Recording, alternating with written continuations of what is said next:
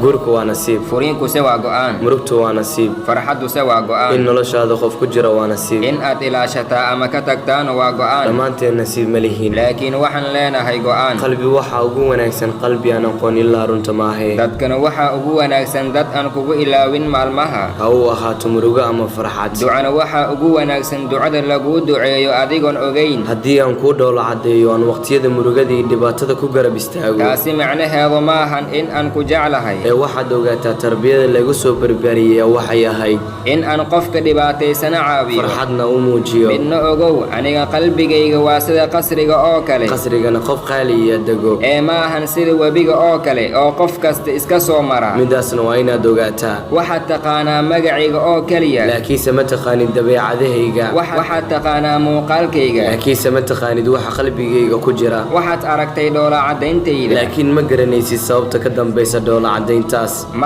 marnaba ha isku dayn adoon aqoonin waxa ka dambeeya wax walba in aad xukmiso waxa aad korka ka arkayso. waxa ugu quruxda badan ee la hela nolosha ayaa ah jacayl. hadduusan jecel jirin nolosha macno ma laha. marar qaar noloshaada waxaa ku soo biiri doona qof kaa jeclaan doona wax walba, farxaddaaduna ay tahay farxaddiisa, irintaadana ay dhibayso. haddii qofkaasi noloshaada ku jiro ilaalso. noloshaadu waa qaali.